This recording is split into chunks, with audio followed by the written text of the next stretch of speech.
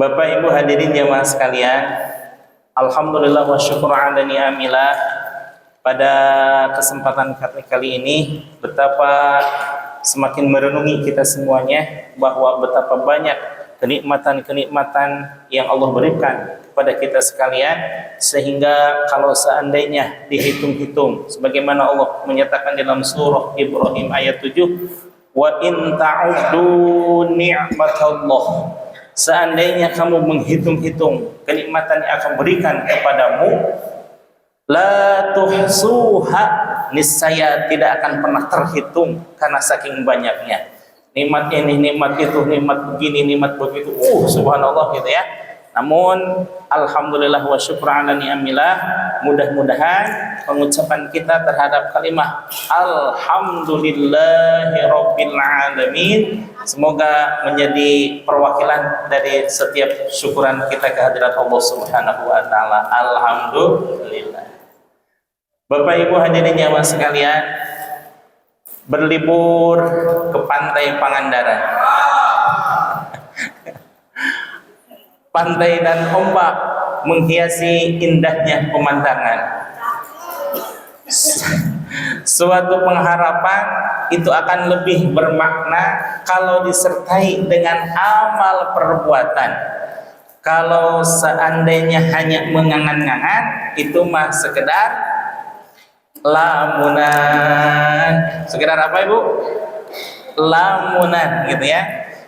Apa yang dipaparkan oleh Tuan Syekh Ibnu Athaillah As-Sakandari di dalam hikmah yang nomor ke-78 sama persis dengan apa yang diuraikan di dalam Kasyifatus Syaja' Tuan Syekh Nawawi Al-Bantani. Kalau di dalam hikmah nomor 78, Syekh Ibnu Athaillah menyatakan bahwa ar-raja, suatu pengharapan, suatu munajat, suatu doa, suatu cita-cita, ma qoronahu, adalah suatu yang disertai amalun, suatu amal untuk mencapainya itu. Seperti halnya ibu pengen pinter, maka untuk mencapai pinter itu sendiri harus melakukan suatu perjuangan yang tiada tara dan tiada henti. Apa itu perjuangan untuk mencapai pinter?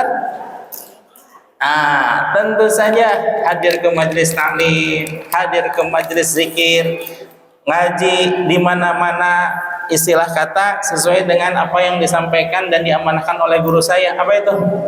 Ngaji tong liren, sakola tong eureun. Kayaknya hanya kakek saja yang paham itu dan Pak Acep. Ngaji tong liren artinya di mana saja dan kapan saja ada pengajian diadakan, maka disitulah kita berkewajiban untuk setiap hadir, untuk hadir di setiap majelis. Dan sakola juga tong liren, ulah jangan berhenti. Kenapa? Walaupun itu seperti halnya ilmu duniawi gitu ya, tidak spesifik masalah bahasa Arab, Quran, hadis, fikih, akidah, nahwu dan lain sebagainya, tapi tidak ada dikotomi ilmu di dalam Islam, bahwa ilmu apapun itu sama halnya dengan mempelajari ilmunya siapa Bu? Ilmunya Allah ya. Ilmunya Allah itu maha luas. Kalau diibaratkan subhanallah, ada yang 2 lautan, ada yang sampai 8 lautan. Allah mengibaratkan 8 lautan itu seandainya disepertikan dengan manusia hanya kalau kita berlibur ke pantai. Ibu suka berlibur ke pantai? Insya Allah semuanya pernah berlibur ke pantai ya. Coba dicelupkan jari kita, set, truk. Kemudian kan ada yang menetes ya. Nah, tetesan itulah ibarat kata ilmunya kita. Sedangkan Allah ilmunya 8 lautan. Itu berarti ilmunya Allah luas apa maha luas? Maha luas. Kita dulu.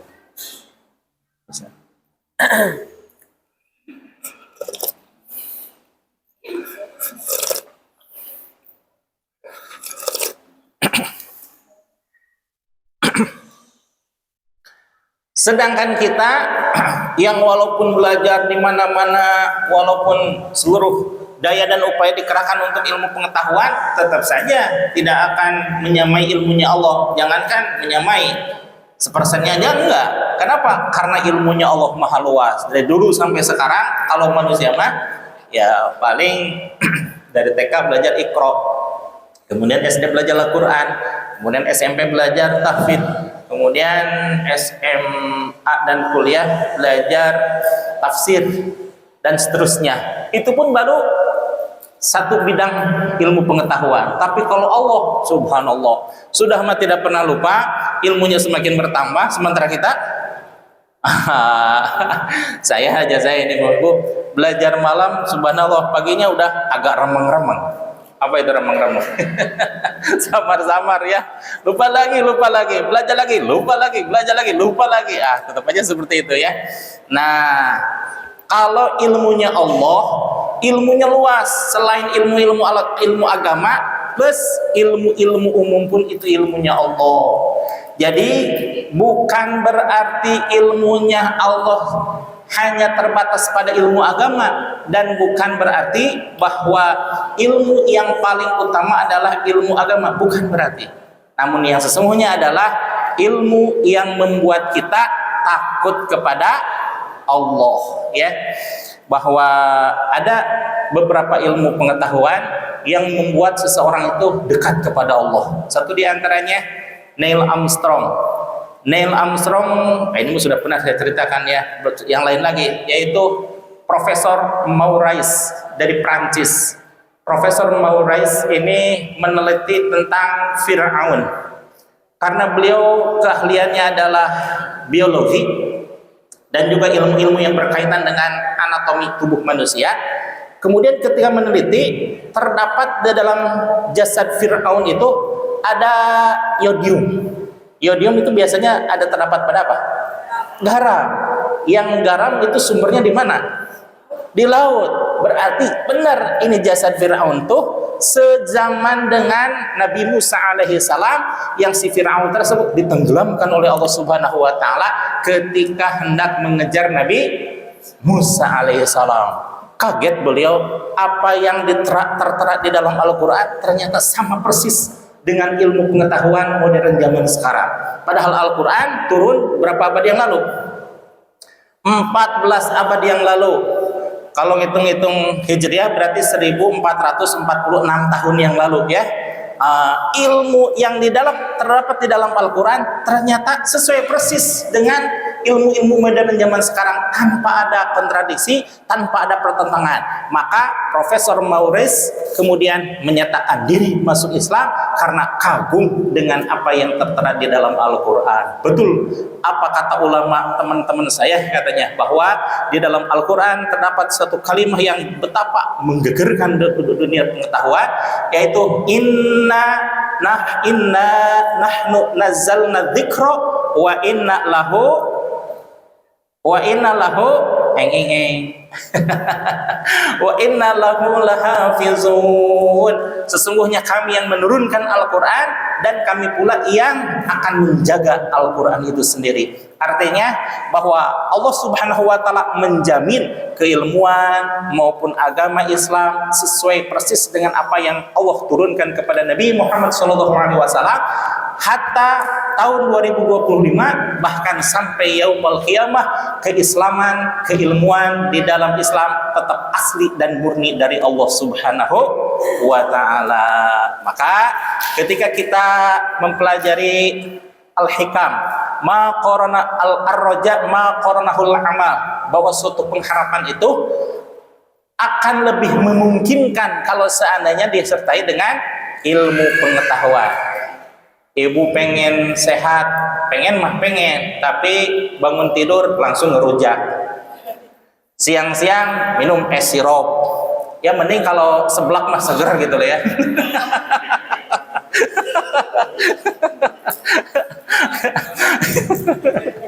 Olahraga malas, kemudian makanan tidak teratur, kemudian begadang tiap hari, kira-kira sehat tidak? Padahal tadi ibu pengen apa? pengen sehat. Nah, sehat saja tanpa amal perbuatan yang menghantarkan kita menuju kesehatan tersebut itu hanya sebatas angan-angan. Nah, ini juga dikatakan bahwa wa illa, apabila tidak dilakukan dengan amal perbuatan yang menuju kepada keinginan tersebut, fahwa ummiyah, itu hanya sekedar lamunan. Sama persis dengan apa yang dikatakan oleh Syekh Nawawi Al-Bantani di dalam Kashifatus Syajah sebagai syarah dari kitab Safinah, yaitu bahwa yang disebut dengan niat adalah muqtaronan bifi'lihi, melakukan suatu perkara disertai dengan melakukan hal tersebut. Kita wudu hal yang pertama apa? Membasuh apa? Ya kalau sunnahnya membasuh tangan, tapi yang wajibnya adalah membasuh wajah. Maka ketika harus muktaronan dibarengi dengan amal perbuatan, ketika kita mengucapkan niat nawaitul wudu'a, bukan di sini, bukan nawaitul wudu'a, bukan di sini, tapi ketika kita membasuh wajah. Nah, muqtaronan bi fi'lihi, sesuai dengan apa yang tertera di dalam Al-Hikam dan juga Kashifatus Syajah, sama-sama muqtaronan bi fi'lihi, membarengi, menyertai dengan perbuatannya. Ketika angan-angan dengan muqtaronan bi fi'lihi, dengan yang berbarengi dengan pekerjaannya, terkadang itu berkaitan dengan saat diri kita, bagaimana caranya kita ingin dekat dengan Allah, saat kita ingin bersama Allah, saat kita katakan mulut kita bahwa aku adalah cinta Allah, aku ingin bersama Allah, namun pada realisasinya kita terkadang tidak sama dengan apa yang kita inginkan. Contoh, ibu cinta sama Allah. Kalau orang cinta, kalau lemes amat jawabannya. yang ngobrolnya lemes, yang jawabnya ikut lemes.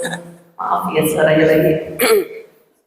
Saat ketika kita cinta, kemarin kalau tidak salah di Darussalam saya sampaikan, kalau kita ingin bersama yang dicinta, kira-kira kita kalau dipanggil, kalau teringat, kira kita ingin terus bersama atau ingin menjauh?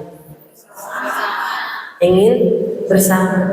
Saat ketika kita mengatakan cinta, contohnya kita cinta sama anak kita, berarti saat ketika jauhnya kita ingat kamu, ingat. Saat ketika diri kita lihat makanannya, ingat anak kita. Lihat bajunya, makin ingat. Lihat minumannya, kesukaannya, dan lain sebagainya. Itu membuat kita semakin ingat karena kita cinta sama anak kita. Begitupun saat kita ingat dengan Allah, saat kita cinta kepada Allah, kalau kita sudah ada dasarnya cinta kepada Allah, maka melihat sesuatu itu mengingatkan kita kepada Allah Subhanahu wa Ta'ala. Seperti apa? Contoh, kita melihat anak, melihat suami, kalau ibu-ibu, ketika suami melihat istri, yang membuat kita melihat yang beliau-beliau ini adalah bagaimana ini adalah amanah dari Allah Subhanahu wa Ta'ala. Kalau merasa ketika melihat kita anak, ketika anak kita bahwa kita ingat, semakin ingat kepada Allah, maka ketika melihat anak kita, jangan sampai kita ingin berpisah dengan anak kita. Berpisahnya dalam artian apa? Jangan sampai berpisahnya ketika anak-anak kita melakukan kesalahan-kesalahan, kita biarkan. Terkadang kita salah cintanya kita sama anak-anak, terkhusus punten ya. Ini biasanya kalau ibu-ibu nih, punten. Ketika ibu-ibu biasanya lihat anak tidur subuh, kasihan, dibangunin. Lihat isaknya ketiduran, kasihan dia kecapean. Nah, saat ketika kita cintanya kita, justru kita jangan sampai berharap saat ketika diri kita tuh jangan sampai berpisah nanti saat di akhirat, bukan berpisah di dunia. Di dunia mah nggak jadi masalah kita berpisahnya, ya. Tetapi jangan sampai ketika diri kita dengan anak-anak ini kita berpisah karena anak-anak kita melakukan kesalahan. Begitupun saat ketika diri kita dengan suami kita, dengan istri kita, saat ketika suami ataupun istri melakukan kesalahan, kita segera saling mengingatkan, watawasau bil haqqi watawasau bis sabr. Karena saat diri kita inginnya kita bersama Allah, pasti diri kita ingin bersama orang-orang yang kita cintai. Ya, dan terkadang gini Bu, ya, kita bilang cinta sama ya Allah aku tuh cinta, ya Allah aku tuh ingin bersama Engkau. Ya, saat ketika bersama makhluknya, terkadang makhluk lebih mengalahkan cinta kita kepada Allah. Coba Ibu, punten. Kalau Ibu lagi ada tamu, terus dengar azan, kira-kira Ibu manggil lebih cepat mana? Ketika Ibu tetap bersama tamu atau kita tetap panggilan Allah? Gak enak sama tamu. Yang kadang kita ada kalanya gak enak ya, gak enak. Ya, asik gue ngobrol. Tamu-tamu bablas, setengah 2 baru sholat. Ada kalanya begitu Bu. Kita bilangin cinta sama kan memuliakan tamu, iya memuliakan tamu. Kalau ada 2 kewajiban, saat 2 kewajiban, seandainya ketika diri kita itu kan 2 kewajiban, memuliakan tamu kewajiban, ya kan, memenuhi panggilan Allah kewajiban. Bagaimana kalau kewajiban itu bisa bersama-sama dilakukan? Kira-kira dengan apa kalau kita bersama-sama dilakukan? Mengajak tamu kita ngajak, kira-kira mudah apa mudah banget? Jawabannya hehehe. Nah, enak. Takutnya disangka so alim. Iya nggak Bu? Kadang kita mengalahkan, Allah dikalahkan dengan yang lainnya. Justru saat kita ketika kewajiban itu bisa bersama-sama dilakukan, maka disitulah insya Allah keberkahan itu ada. Bukti cinta kita kepada Allah itu ada. Ya, terkadang kita seperti itu. Atau Ibu lagi mengerjakan apapun itu, ya. Atau Ibu lagi ngegosok nanggung, terus nanggung. Ada aja godaan. Kita bilangnya iya cinta. Jangan sahabat tadi hanya angan-angan saja. Kita ingin bersama Allah, kita ingin mendapatkan cintanya Allah, tapi kitanya terkadang kitanya lalai. Ya. Nah maka saat ketika diri kita, bagaimana terus kita ingin bersama Allah, segala sesuatu yang kita lihat, segala sesuatu yang kita bersentuhan dengannya, bagaimana caranya bisa membuat semakin dekat dengan Allah Subhanahu wa Ta'ala.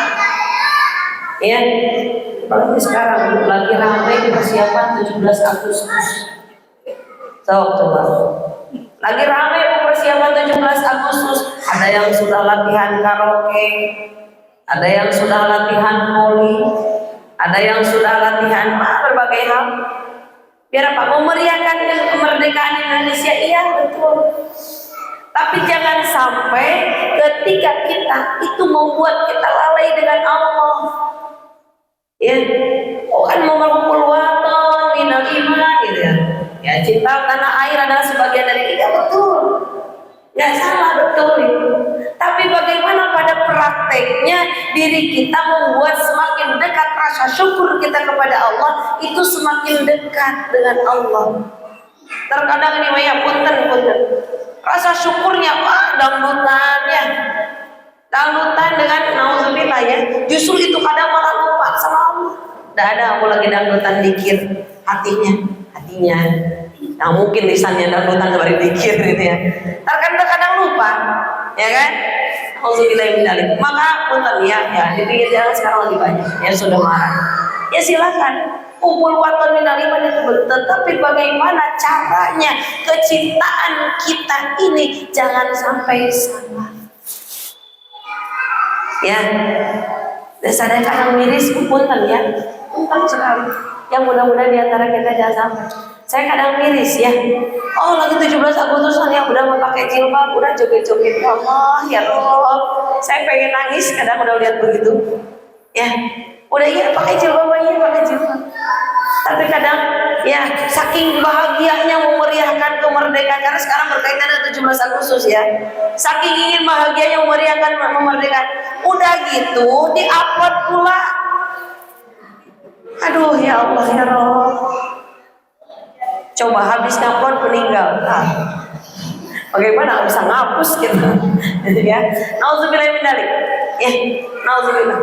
Mudah-mudahan kita jangan sampai.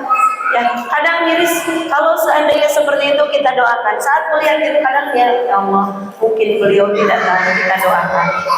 Mudah-mudahan kita senantiasa apa rasa syukur kita, terus kita muhasabah bagaimana diri kita mempertahankan Indonesia yang sedang merdeka, yang sudah merdeka. Ya, mudah-mudahan merdekanya kita, merdeka hati kita. Jangan sebatas merdekanya jasad kita saja. Ya, merdeka jasadnya, tapi hati kita senantiasa nauzubillah dijajah oleh nafsu kita. Jangan sampai diri ini terus dijajah oleh keinginan-keinginan yang membuat diri kita jauh dengan Allah Subhanahu wa Ta'ala.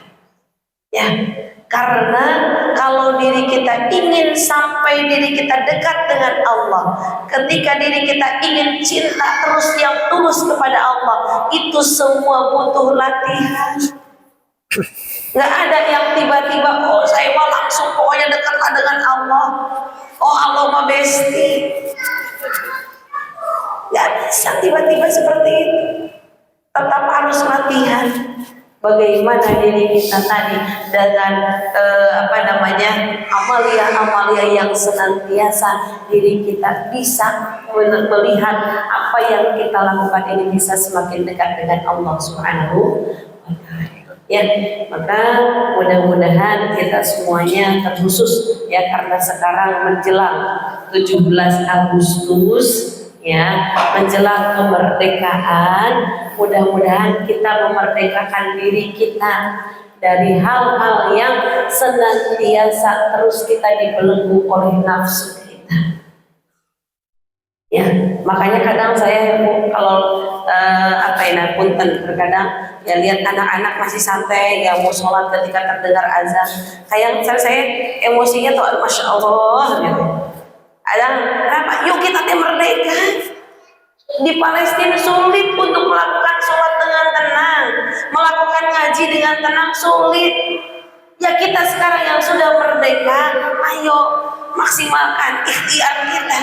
Jangan sampai ya mereka yang senantiasa berjuang untuk merdeka, ya ingin kebahagiaan, ingin bersama keluarga, ya kita mah semua sudah didapatkan. Tinggal apa? Bagaimana kualitas kita ibadah kita? Kualitas ibadah kita yang senantiasa bisa cepat, tepat, dan maslahat. Ya, insya Allah. Bapak Ibu hadirin jemaah sekalian, kalau tadi Tuan Syekh Ibnu Athaillah As-Sakandari memaparkan tentang pentingnya suatu amal, yang mana salah satu di antaranya kita ingin pintar, kita ingin mengisi qalbu dan otak kita dengan cahaya Allah. Cahaya Allah itu salah satunya dengan ilmu pengetahuan. Maka tidak bisa kita hanya berangan-angan, pingin pintar, pingin alim, pingin soleh dan lain sebagainya, tanpa disertai dengan amal. Apa amal untuk mencapai kepintaran? Rajin-rajin menerima atau rajin-rajin menghadiri majlis taklim. Majlis taklim apapun itu, majlis zikir apapun itu, pengajian siapapun itu, dan di sekolah yang siapapun gurunya. Kalau sekolah mah udah tersistem gitu ya, hadir langsung dikasih ilmu-ilmu pengetahuan dan dari guru-guru. Kalau majlis taklim kita kerasa usahanya, ikhtiarnya dengan hadir ke majelis taklim, sedikit banyaknya kita sudah berusaha untuk mencapai harapan kita menjadi orang alim. Betul? Cuma ada yang bagi kita kaum muslimin wal muslimat, terutama para pecinta ilmu pengetahuan, ada dalil yang lebih menukik lagi. Apa itu? Manizdada ilma, kata Rasulullah sallallahu alaihi wasallam dalam satu hadisnya, manizdada ilma, barang siapa yang telah Allah tambahkan ilmu pengetahuan, walam yazdad bu'da, namun tidak semakin bertambahnya hidayah untuk mengamalkan kepada Allah Subhanahu wa taala, lam yazdad huda illa lam yazdad ilallahi illa bu'da. Bukannya semakin dekat kepada Allah Subhanahu wa taala, tapi justru dengan ilmunya itu menjadi hijab, menjadi penghalang untuk mendapatkan rahmat dan ridhonya Allah. Ini ada ya, orang yang sudah mendapat ilmu tapi justru malah dihijab oleh Allah Subhanahu wa taala. Subhanallah, mohon maaf ya, ahlan wa sahlan Pak Ustaz awal berikut Pak Ustaz. Jadi beliau berdua belum memberikan sambutannya nih, mohon maaf. Kembali lagi bahwa lam yazdad ilallahi illa bu'da. Orang yang sudah diberikan ilmu pengetahuan bisa saja ilmunya semakin membuat hijab bagi dirinya kalau saja tidak berusaha untuk mengamalkan ilmunya. Di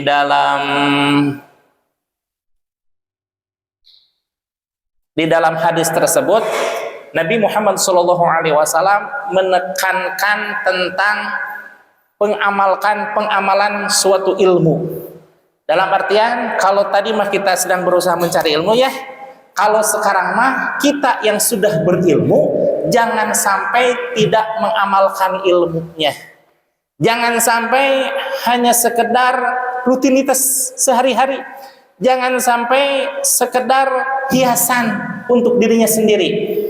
Tapi kalau orang yang senantiasa ingat kepada wasiat Kangjeng Nabi Muhammad SAW, dapat ilmu amalkan, dapat ilmu amalkan, dapat ilmu amalkan. Ilmu mah beda dengan sesuatu yang berupa materi ya Ibu ya. Kalau dari perusahaan dapatnya apa? Gaji, betul. Kalau dari majelis taklim dapatnya apa? Berat nggak ilmu? Apa nahan ditanggung gitu? Justru ilmunya itu akan semakin menghiasi dirinya kalau seandainya diamalkan. Al ilmu bila amalin kasyajar bila samar. Kangjeng Nabi Muhammad SAW mengingatkan kepada kita di dalam hadis yang lainnya, ilmu yang tanpa diamalkan ibarat pohon yang tidak berbuah. Manfaatnya manfaat, tapi tidak semanfaat pohon yang berbuah. Kalau seandainya bambu itu paling banter di Cilengsi, saya sering beli lenjeran, lenjeran, batangan, berbatang-batang, rata-rata harganya cuma 20.000 sampai 30.000. Tapi kalau pohon kelapa misalkan, subhanallah, dari mulai akar, kemudian batang, kemudian daun, pelepah kurma, kemudian ranggayanana, kemudian kelapanya, batoklannya, sabut, semuanya menjadi manfaat bagi umat. Nah, dan buahnya pun setiap bulan ada. Subhanallah. Inilah satu ibarat dari Kangjeng Nabi Muhammad SAW, bahwa orang yang mengamalkan ilmunya semakin bersinar di hadapan Allah. Orang yang semakin mendalami keilmuannya itu akan semakin mulia di hadapan Allah. Karena pada dasarnya ilmu itu mulia, apalagi kalau diamalkan. Ingat, di dalam surah Al-Baqarah ayat 31 Allah menyatakan wa 'allama Adamal asma'a kullaha tsumma 'aradahum 'alal malaikah, bahwa Nabi Adam alaihissalam diajarkan oleh Allah Subhanahu wa taala tentang nama-nama, khususnya nama-nama di langit, nama-nama seluruh benda. Kemudian Allah menaikkan derajat Nabi Adam alaihissalam karena keilmuannya. Itu karena ilmunya saja sudah mulia, apalagi ilmu yang diamalkan. Masya Allah. Dalam hadis Kangjeng Nabi bahwa orang yang tidak mengamalkan ilmunya bukannya semakin mendekatkan dirinya kepada Allah tapi semakin jauh. Lam yazdad ilallahi illa bu'da, bukan semakin dekat kepada Allah tapi semakin jauh. Bapak Ibu hadirin jamaah sekalian, ada satu hal yang menggelitik dan sebenarnya ini agak rawan saya membicarakan ini. Apa itu? Kita hadir di majelis duha Cilengsi kira-kira udah berapa lama? Betul, 2 tahun ya, 2 tahun. Kira-kira ilmunya yang didapat sedikit apa banyak? Sedikit ya, sedikit. Tapi buat saya nih, tasyakur bin nikmah, saya perasaan nih ya. Baru perasaan ini karena saya merasakan bahwa subhanallah, semakin saya membuka lembaran-lembaran Al-Hikam, semakin terasa ilmunya. Ini kan nggak apa-apa ya, tahadus bin nikmah, namanya juga tahadus bin nikmah, harus menceritakan kenikmatan-kenikmatan yang Allah berikan. Semakin terbuka lebar, alhamdulillah, ini salah satu di antara bahwa Allah memberikan ladang keilmuan bagi saya khususnya bersama Umi untuk tasyakur bin nikmah kepada Allah Subhanahu wa taala. Mungkin sudah saatnya saya mempelajari ini dan alhamdulillah yang saya rasakan super manfaat. Ya, mudah-mudahan Bapak dan Ibu pun terasa manfaatnya. Dan salah satu yang mohon maaf gitu ya. Mungkin pertemuan keberapa itu di Al-Mujaddid itu, Mak? Pokoknya hikmah nomor 7 ya. Hikmah nomor 7 tentang masalah zikir. Karena berkaitan dengan zikir, ya saya memflurkan masalah tersebut, yakni adanya zikir jahar dan zikir khafi. Karena memang yang saya tahu cuma itu aja gitu ya. Zikir jahar, zikir khafi. Zikir jahar, zikir khafi. Nggak tahu yang lainnya. Nah, sebenarnya di dalam Sirrul Asrar jenis zikir itu ada 7. Cuma yang saya tahu cuma 2 saja gitu ya. Karena 2 pun itu belum selesai. Saya mengamalkan mungkin cuma 1%. Yang saya khawatirkan adalah apa yang disabdakan oleh Kanjeng Nabi Muhammad SAW, man izdada ilma, barang siapa yang bertambah keilmuannya, walam yazdad hudan, tapi tidak bertambah petunjuknya kepada Allah Subhanahu wa taala untuk beramal, lam yazdad ilallahi illa bu'da, bukan semakin bertambah dekat kepada Allah, malah justru semakin jauh. Salah satu di antaranya kejauhan seseorang itu karena tidak mengamalkan ilmunya. Insya Allah Bapak-bapak Ibu hadirin jamaah sekalian mengamalkan Ibu ya, mengamalkan. Istilahnya ditalkin sudah. Kemudian diberikan pemaparan tentang zikir sudah. Kemudian dikaitkan dengan amaliah zikir pun sudah senantiasa, bahwa kajian-kajian ini sedikit banyaknya memaparkan tentang zikrullah dan lain sebagainya. Dan ini diamanahkan oleh salah satunya kesana-kesananya oleh Tuan Syekh Abdul Qadir Al-Jailani dan oleh guru besar kami yang lainnya, yakni Syekh Ahmad Khatib Sambas Ibni Abdul Ghaffar, bahwa sebaiknya, seyogianya kalau amaliyah itu diingatkan selalu. Apa itu amaliyahnya? Di dalam pelaksanaan ba'da sholat, zikrullah ba'da sholat, itu selalu diingatkan, innalladzina yubayyi'unallah innama innalladzina yubayyi'unaka innama yubayyi'unallah. Sesungguhnya orang-orang yang berbaiat kepadamu wahai Muhammad, sesungguhnya mereka berbaiat kepada Allah pada hakikatnya. Baiatnya kepada Nabi Muhammad, hakikatnya kepada siapa? Kepada Allah Subhanahu wa taala. Maka kalau zaman sekarang Nabi sudah tidak ada, tapi ada orang-orang yang mendapatkan legitimasi dari Rasulullah SAW untuk menyampaikan baiat. Dan baiat itu kalau seandainya dirunut-runut, seseorang misalkan dapat baiat dari wakil talqin, karena wakil talqin mendapatkan amanah dari mursyid itu sama dengan mendapatkan baiat dari mursyid. Kemudian kalau seandainya para mursyid ini mendapatkan legitimasi dari Rasulullah melalui para guru-gurunya, berarti orang yang berbaiat kepada mursyid sama halnya berbaiat kepada Rasulullah Shallallahu Alaihi Wasallam. Dan tadi disampaikan oleh Allah Subhanahu Wa Taala, dinyatakan di dalam surah Al-Fath ayat 20, orang yang berbaiat kepadamu wahai Muhammad sama halnya itu hakikatnya berbaiat kepada Allah, ya. Nah, pada hakikatnya kita sudah mengamalkan dan insya Allah semakin menambah keilmuan tentang zikrullah. Namun yang perlu dipahami dan diluruskan saat ini adalah, sudahkah kita senantiasa berzikir? Jawabannya luar biasa, insya Allah betul. Kalau seandainya terlupa zikir itu, padahal zikir itu senantiasa harus diamalkan. Zikir jahar 165 ba'da sholat, zikir khaufi senantiasa didengungkan di mana saja dan kapan saja. Namun kan kita nisyan, al-insan mahalul khata' wan nisyan, bahwa manusia tempatnya salah dan lupa. Cuma di sini ada kebijakan dari guru besar. Alhamdulillah. Kalau seandainya terlupa, ya ulangi. Kalau seandainya terlupa, ingatkan lagi. Kalau seandainya terputus, sambungkan lagi. Kalau seandainya terlupa, ingatkan lagi. Kalau seandainya terputus, sambungkan lagi. Bagaimana kalau putus?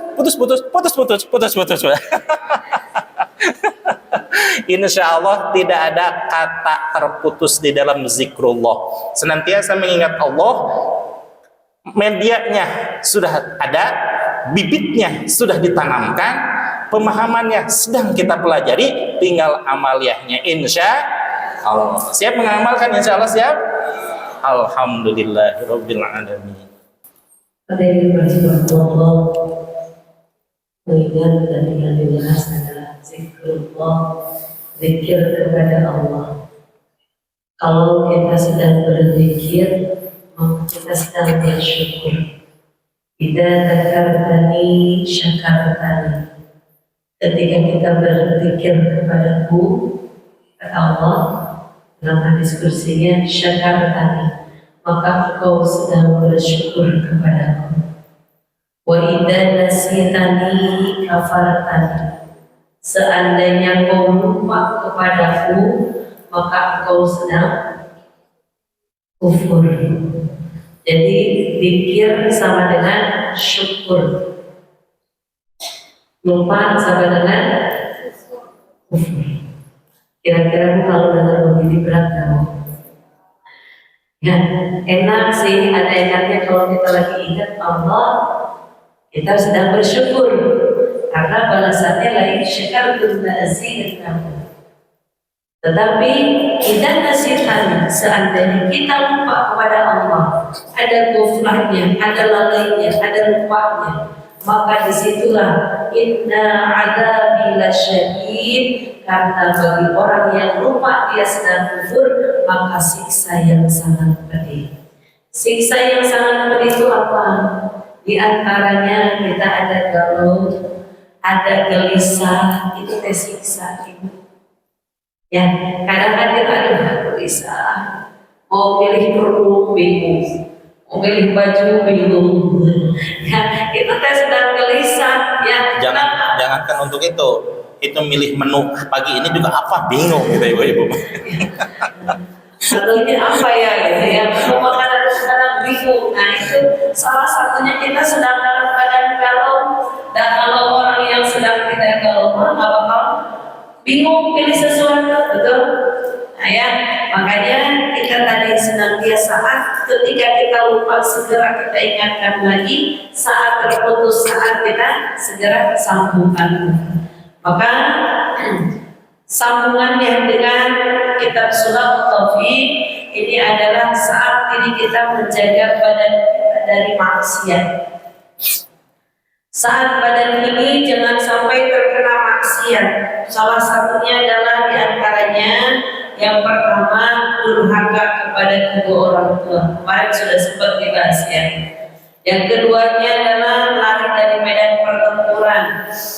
Ya, kalau sekarang kita mungkin bagi tempurnya, kita sedang jihad nafsi, jihad melawan hawa nafsu. Ya mungkin kalau kita perang secara seperti dulu zaman penjajah kita sudah tidak alami, tetapi kita sedang bagaimana memerdekakan diri kita, memerdekakan diri kita untuk melawan hawa nafsu.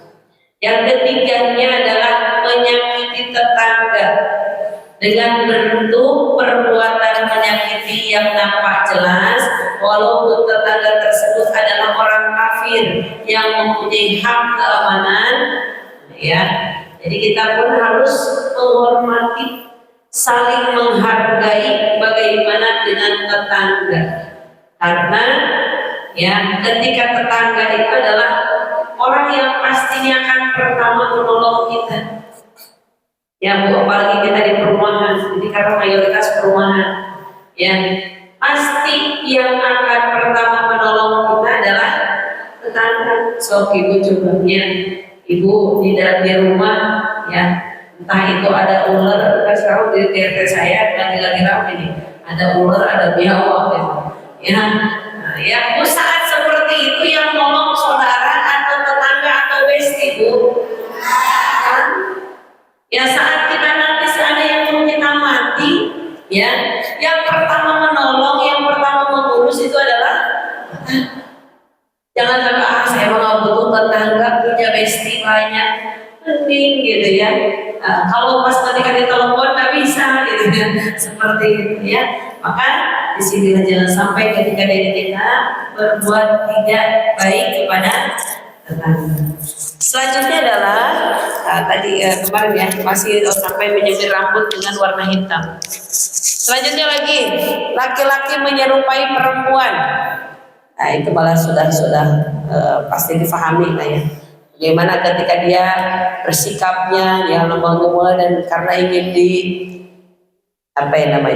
ingin seperti perempuan ya. Tasyabuh yang menyerupai.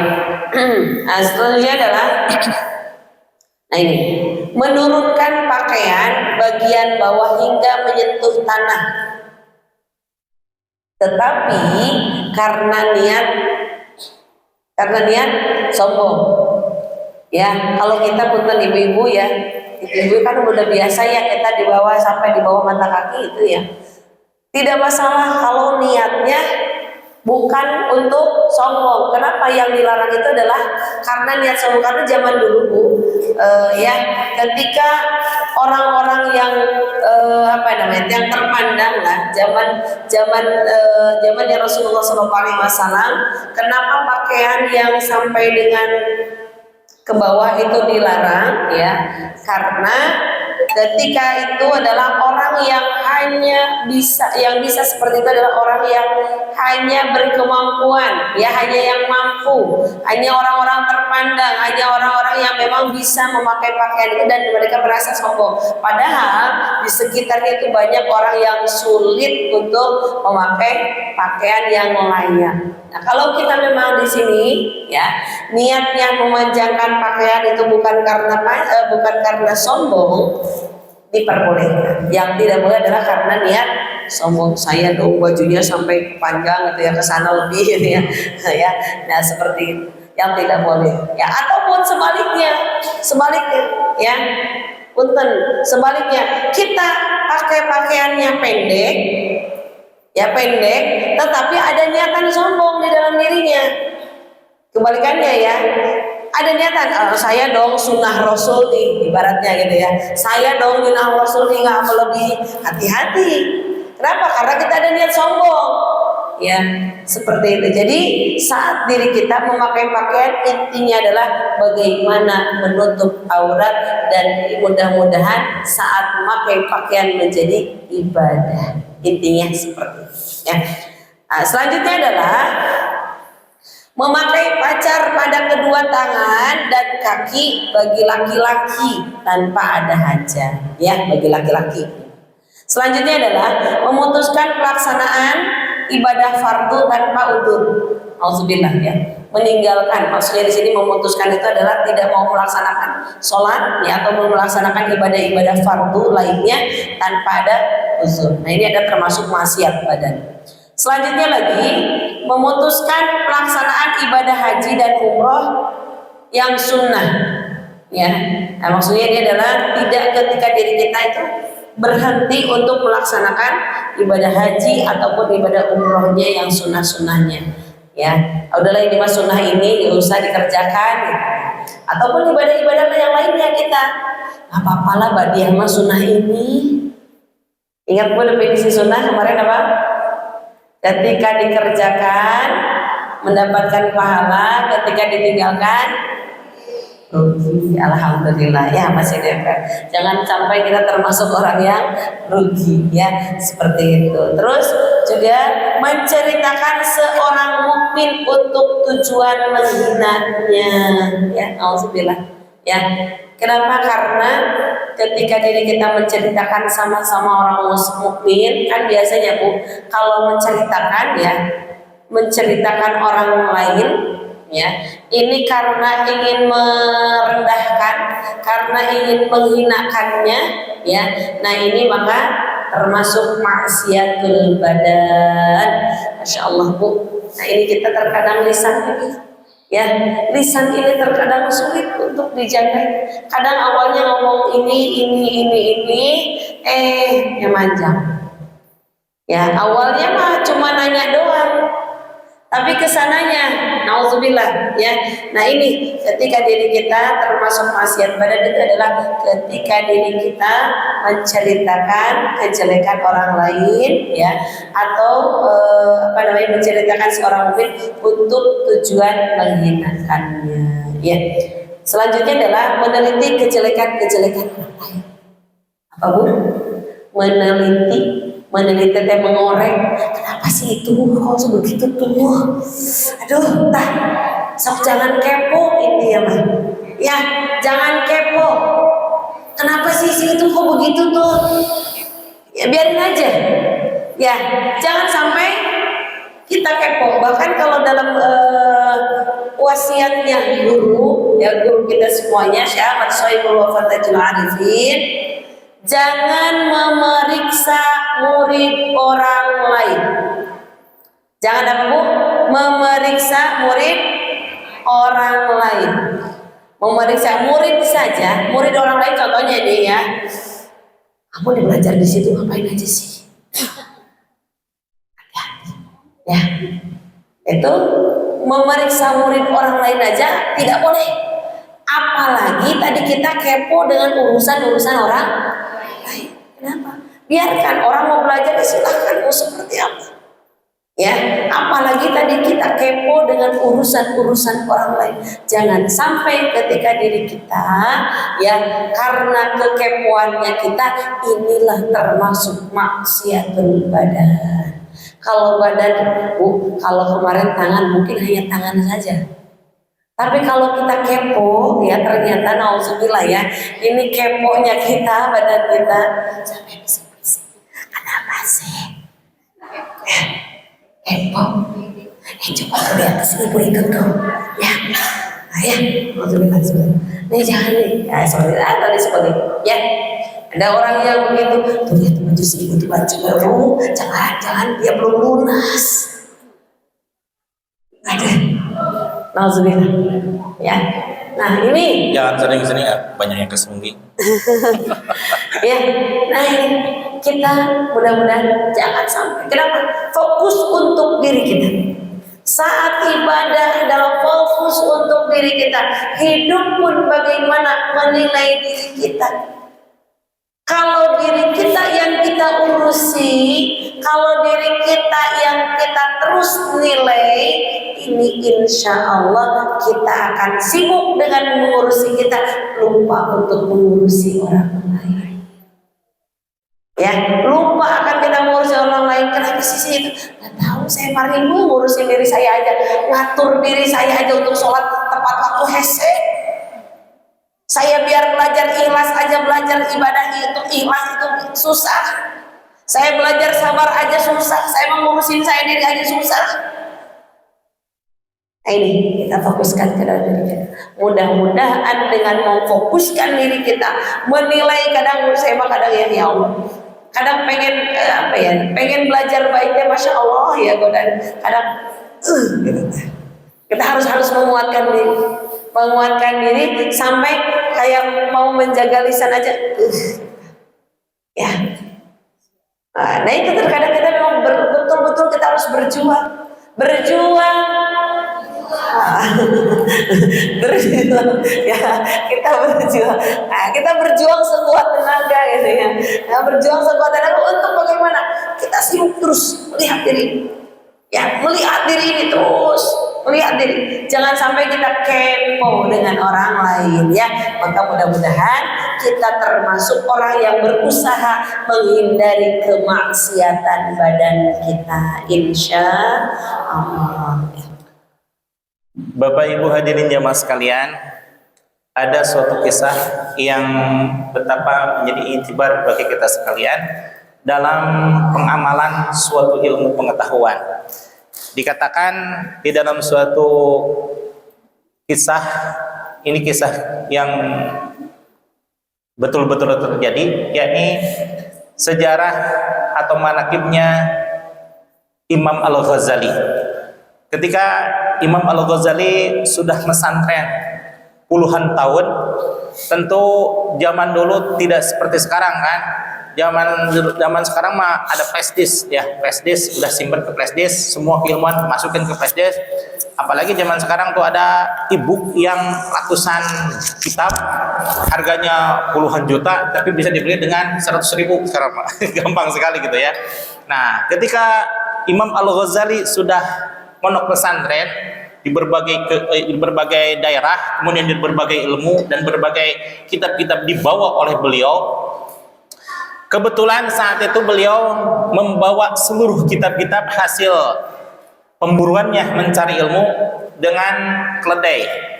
Di tengah keramaian, tiba-tiba ada yang merampok, kemudian serahkan semua hartamu katanya, kata si perampok teh. Tapi kata Imam Al-Ghazali, saya mah bukan mencari harta, saya hanya mencari ilmu. Coba lihat dibuka semuanya, kitab semuanya. Lalu ada satu perkataan dari si penyamun tersebut yang membuat Imam Al-Ghazali tersadar selamanya dan menjadikan sang penyamun tersebut adalah gurunya yang pertama. Maksudnya dalam keilmuan memang para masyayikh, tapi dalam hal penyadaran tentang amal itulah gurunya. Apa itu yang dikatakan oleh sing penyamun? Al ilmu fis sudur la fis sudur. Al ilmu fis sudur la fis sudur. Ilmu itu apa yang terdapat di dalam dada, bukan yang terdapat di dalam tulisan. Imam Al-Ghazali tertegun, betul juga ini apa yang katakan oleh si penyamun. Di dalam makna yang lain dikatakan al ilmu fil qulub la fil kutub. Ilmu itu apa yang ada di dalam hati, bukan yang ada di dalam kitab-kitab. Sejak saat itu Imam Al-Ghazali sadar bahwa ilmu bukan hanya sekadar ilmu, tapi ilmu untuk diamalkan.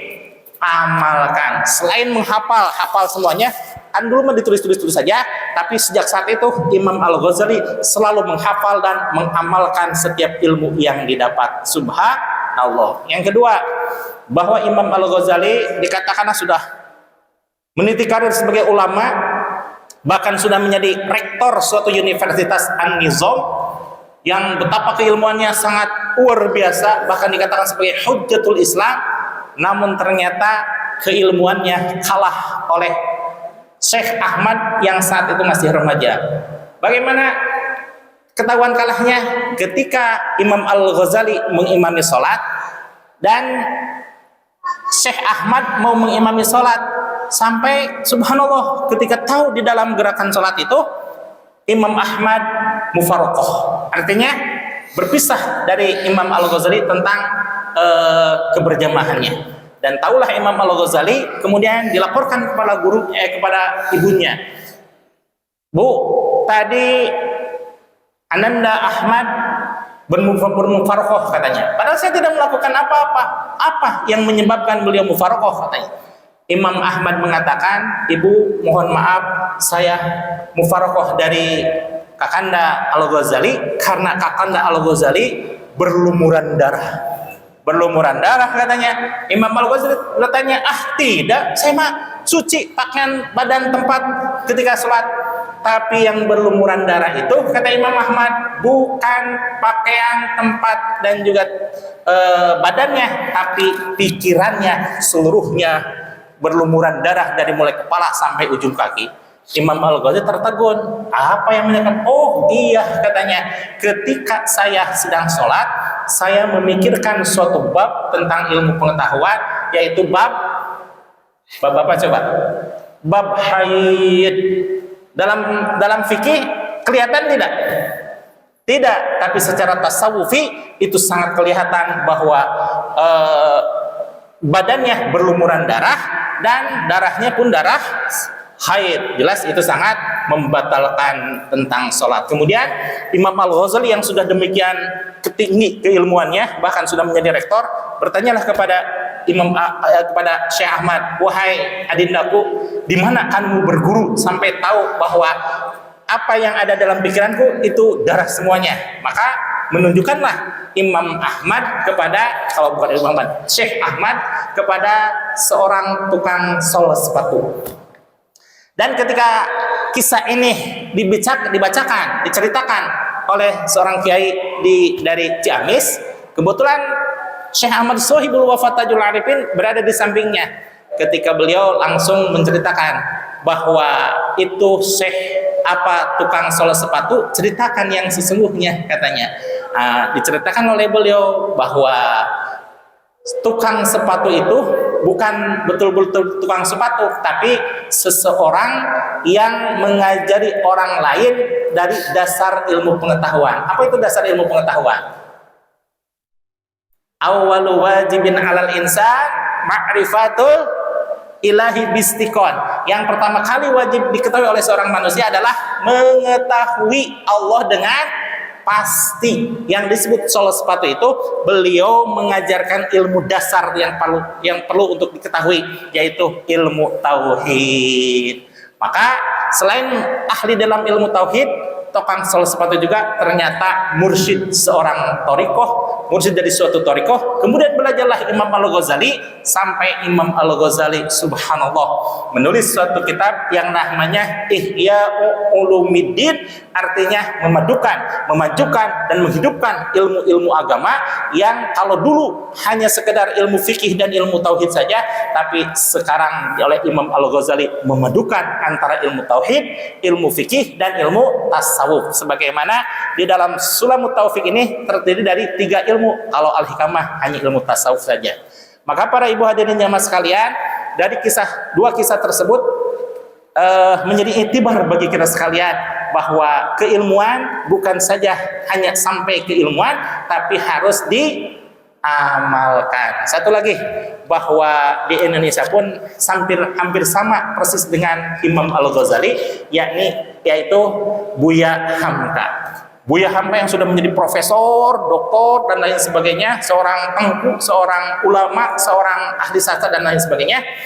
Kemudian datang ke Tasikmalaya, Pondok Pesantren Suryalaya. Kemudian diskusi dengan Syekh Ahmad Sohibul Wafatajul Arifin, malum sama-sama ahli ilmu. Kemudian berdebat sampai pada satu titik tertentu, karena Buya Hamka sedikitnya agak bertanya-tanya. Sekarang mau begini, Buya, silahkan Buya pulang dulu ke rumah Gadang di Padang, tanya. Di Minangkabau, di rumah Gadang, di situ ada satu kamar yang dikhususkan untuk perpustakaan. Di situ ada lemari, di lemarinya ada kitab yang bersampul hijau. Silahkan Buya cari dulu di situ, ada apa katanya. Kemudian karena penasaran, Buya Hamka pun lalu pulang ke Minangkabau.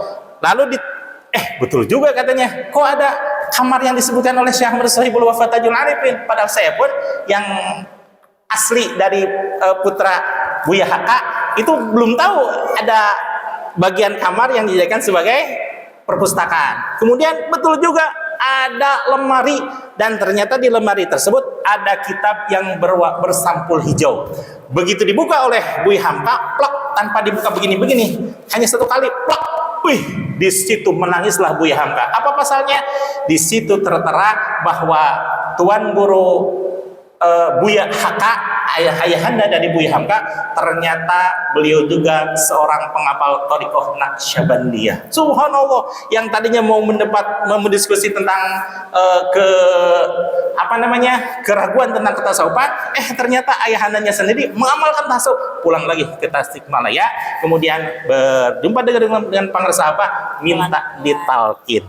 minta ditalkin sampai akhirnya mengamalkan dengan setia sampai akhir hayatnya. Beliau diberikan satu keanehan dari Allah Subhanahu wa taala mengenai zikir, yaitu setelah dinyatakan divonis wafat oleh dokter, tangannya masih begini-begini, Bu. Tak tak tak tak. Ini artinya apa? Tak zikir hobi Allah Allah Allah. Cuma karena saking fananya, cintanya kepada Allah, mulutnya sudah tidak bisa berkata Allah, lidahnya sudah tertutup, yang ada hanya jarinya. Tak tak tak. Kemudian mengutuslah keluarganya ke Pondok Pesantren Suryalaya, dan diutus pula salah satu kiai ke Jakarta dengan mengatakan perkataan pangresa Abah. Kata pangresa Abah, sudah ruhmu sudah kembali kepada Allah, jasadmu jangan sampai membuat fitnah kepada orang lain. Ketika sudah dikatakan orang lain, tak saja berhenti. Subhanallah. Artinya betapa bahwa ilmu tasawuf itu ilmu yang tingkat tinggi. Sebelum kita mencapai tingkat tinggi itu, maka kita mempelajari bersama, memahami bersama, dan mengamalkan bersama sampai akhir hayat dengan ikhlas dan istiqomah, insya Allah.